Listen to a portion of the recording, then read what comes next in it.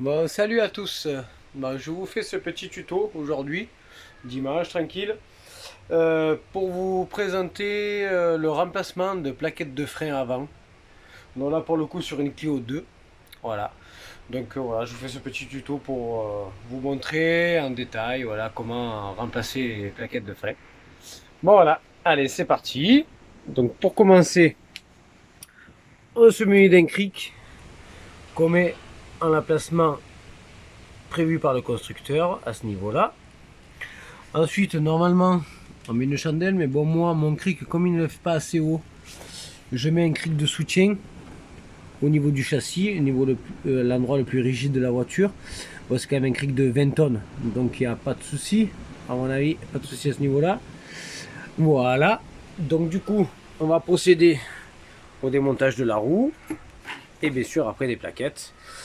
Donc, je vais vous mettre un endroit on voit assez bien. Je suis désolé, j'ai pas encore le matos qu'il faut pour filmer comme il faut. Voilà, je débute dans les vidéos, voilà. Mais j'ai envie de vous faire partager un peu toutes les vidéos de mécanique. Voilà, je fais de la mécanique depuis bientôt presque 20 ans. Je suis chef d'atelier actuellement. Voilà. Donc je vais vous faire partager un peu toutes les réparations quotidiennes qu'on peut avoir. Et, euh, et voilà quoi. Donc allez, on va commencer. Donc on va enlever la roue. Voilà, le néon qui est au milieu, comme d'habitude. Tout est au milieu. La mécanique c'est toujours pareil. Donc moi je me mets d'une clé à choc. J'ai une clé à choc, sinon une clé de 19 pour démonter les roues. Pour le coup là, pour une Clio 2. Ça suffit largement.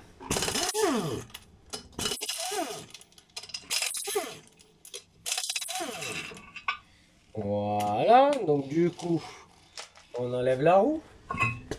On la met de côté. Voilà. J'espère que vous allez bien voir. Je pense que oui. Voilà, donc on voit bien l'étrier. Le support d'étrier. Désolé pour la mobilette qui passe. Le disque de frein. Voilà. Donc nous, on va s'occuper au niveau des plaquettes. Donc sur une Clio, donc on a au niveau des coulisseaux une empreinte avec une clé de 15 pour faire un maintien. Et derrière, une clé de 13. Donc, je vais tourner un peu plus la roue pour que vous voyez un petit peu mieux. Je pense que là, c'est pas mal. Voilà, donc là, clé de 15 pour faire le maintien. Et derrière, une clé de 13 pour enlever le boulon qu'il y a là. Donc, moi, je vais le faire à la clé à choc. Voilà, pour plus de praticité. Et puis, parce que j'ai la clé à choc, voilà, tout simplement. Pour au lieu de m'embêter la vie. Pour la clé de 15, voilà, j'ai une petite clé parce que la mienne, je sais pas où je l'ai mis. Donc j'ai quand même une clé de 15 qui fera l'affaire. Donc on maintient ici, on passe la clé à choc derrière et on dessert. Voilà, jusque là, rien de sorcier, ça se fait tout seul. Ensuite, avec un tournevis plat, on recule les plaquettes. Donc là, moi pour le coup, j'avais déjà commencé. Donc on prend le tournevis, on se met au niveau de l'étrier sur les plaquettes et on force sur le disque pour pouvoir écarter.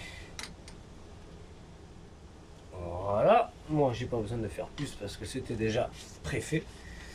Donc on lève l'étrier. Voilà. On peut enlever aussi, bien évidemment, la deuxième vis ici de 13 en tenant l'appareil avec une clé de 15. Sur ce modèle-là, pas besoin, juste à lever l'étrier, ça suffit largement. Ensuite, voilà,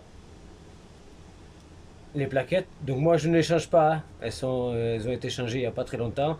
C'est pour vous faire la vidéo pour comment montrer faire des plaquettes de frein, hein. On est d'accord. Donc voilà mes plaquettes, ok on les enlève, rien de bien sorcier à ce niveau là. Donc ensuite une fois que c'est fait, on prend une petite brosse. Moi pour le coup voilà j'ai une petite brosse qui est assez voilà, petite, qui passe bien dans tous les recoins, qui va bien. Donc on commence à frotter les portées où il y a les plaquettes, histoire d'enlever toute la sueur, l'amiante, non l'amiante, j'ai n'importe quoi, il n'y a plus d'amiante, mais toutes les poussières de frein, voilà, histoire de bien frotter pour que les nouvelles plaquettes se mettent comme il faut dessus et qu'il n'y ait pas de problème. On fait pareil en haut, hop, de l'autre côté aussi. Et bien c'est bien dégueulasse ces plaquettes de frein, hein. La poussière de frein. Voilà. Donc on nettoie relativement bien, hein. Pas besoin non plus de forcer, d'enlever à la perfection. Il n'y a pas de souci. Donc moi je vais vous chercher la soufflette parce que j'ai la soufflette. Donc je prends la soufflette. Je prends la soufflette. Hop, voilà la soufflette. Histoire d'enlever un petit peu la sueur de frein, la poussière de frein. Là, ça ne veut pas rentrer. Voilà, ça rentre. Donc on souffle un petit peu. Désolé.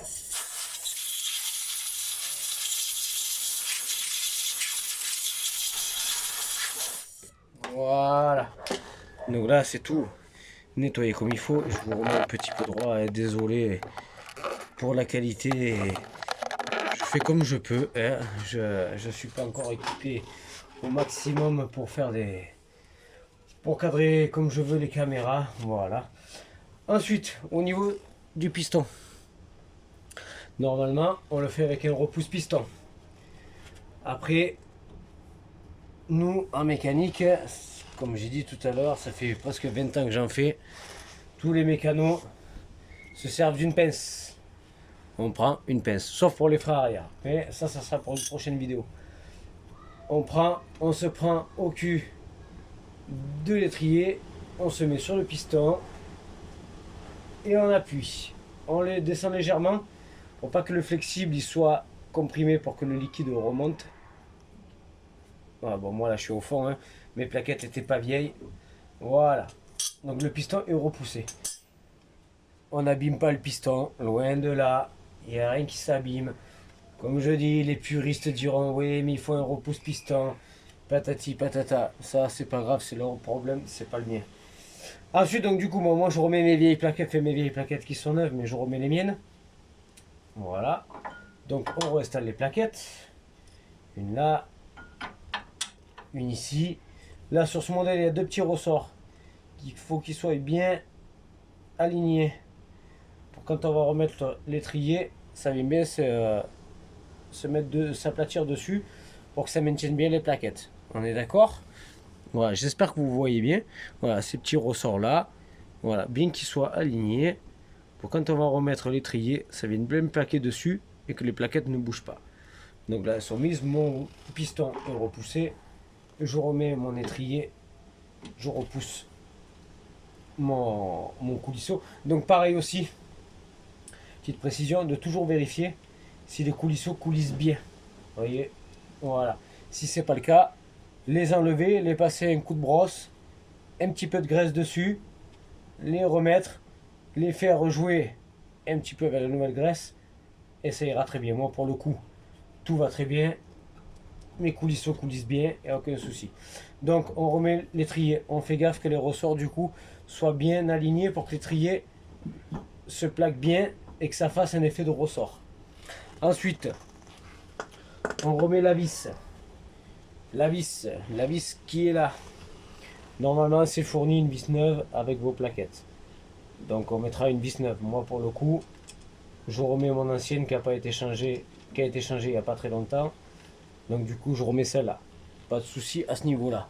Ensuite, je reprends ma clé à choc. Moi, pour le coup, vous, votre clé de 13. Ah, tapis, appliqué, ce que vous voulez. On met en position serrage. Hop. Ça s'arrête l'appui avant. On remet la clé de 15 pour maintenir. Moi, c'est ma clé spéciale à moi. Et on serre. Voilà, 2-3 petits à-coups. Ça suffit largement. Surtout que les nouvelles vis sont équipées de freins filés déjà dessus d'origine. Donc ça sert à rien de serrer très très fort. Du moment que ça a été serré, plaqué, il n'y a pas de souci. Voilà. Ensuite, on remet la roue droite. Voilà. Prêt à remettre, enfin, le moyen droit, désolé, pour remettre la roue. Et voilà, vos plaquettes de frein sont changées. Il ne reste plus qu'à remettre la roue, descendre le véhicule, aller pomper sur les freins et faire un petit rodage quand vos plaquettes sont neuves. Moi, bon, non, moi pour le coup, elles sont pas neuves, donc j'ai pas de rodage à faire. Mais sinon, faire un petit rodage, vu que vos plaquettes sont neuves. Voilà, j'espère que cette vidéo vous aura plu. J'en referai régulièrement. Voilà. Euh, la prochaine fois, je ferai une vidéo sur le remplacement d'une courroie de distribution sur une 308 HDI, Elitis HDI. Donc je vous ferai voir toutes les étapes qu'il y a à faire pour changer la pompe à eau, la courroie accessoire, la distribution, le remplacement du liquide, voilà. Et puis il y aura d'autres vidéos par la suite aussi, donc j'espère que vous aurez aimé ce que je fais. Voilà, j'essaye de faire des vidéos de temps en temps pour montrer aux gens comment faire leurs entretiens courants et même montrer voilà, des réparations un peu plus techniques comme les distributions, peut-être les embrayages, un joint de culasse, fait n'importe, ou un remplacement de moteur, fait bref, voilà. Donc j'espère que ça vous plaira. Partagez la vidéo, abonnez-vous, et puis à bientôt. Allez, au revoir.